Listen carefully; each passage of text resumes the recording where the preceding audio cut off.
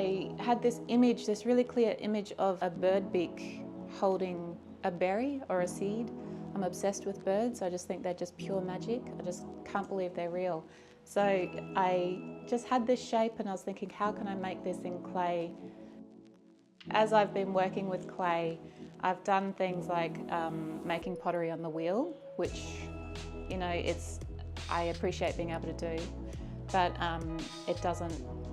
it's not my thing, it's not my jam. There's so many different ways you can take clay, so I've kind of experimented a lot with you know, different applications. But one day I just was like, I can't make any more cups on the pottery wheel, and I just started making giant beads, which felt like the full return back to my younger self, that real play, pleasure, joy thing that you get from your making. And so, you know, when you make giant beads and you put them together, you end up with this big long thing and you're just like, well, what do I do with that now? And so that's how you kind of end up with these large wall pieces. It's like, you know, it's the most logical place and way to display these larger form pieces.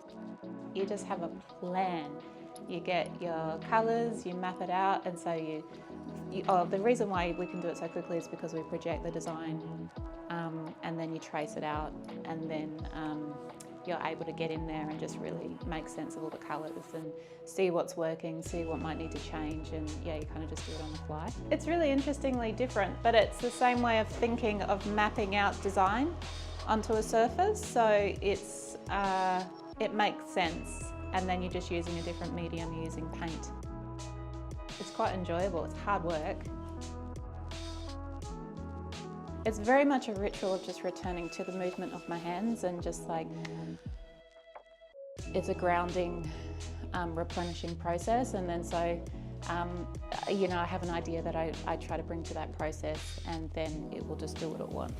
And I just started cutting away, and I actually made quite a few more beads, but they ended up not looking quite right. I just started playing with these larger, rounder shapes, cut away these, and then of course the way my brain works is I love the symmetry, so I need to balance it out and do the shapes on both sides. Then I cut away these side aspects, thinking what would happen if I did that, and as I cut them away, the repetitive shape started happening, which is how the seeds grew, which is, you know, beautifully metaphorical.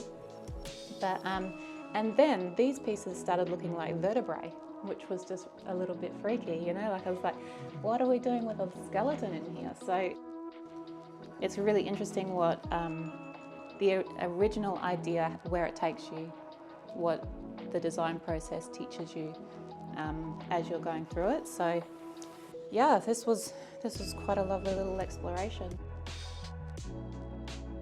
Every time I do a mural, I feel very fortunate to be able to do it, because it's a social space, it's a communal space that everybody shares, and so I try to be quite considerate about what goes up on the wall, so that, you know, it's something people can relate to, and maybe, you know, just bring some joy as they're going about their lives. Usually got 3 days to do a mural, so you got to just smash it out. So it's like long days if it rains, and it's like a bit of an ordeal. So.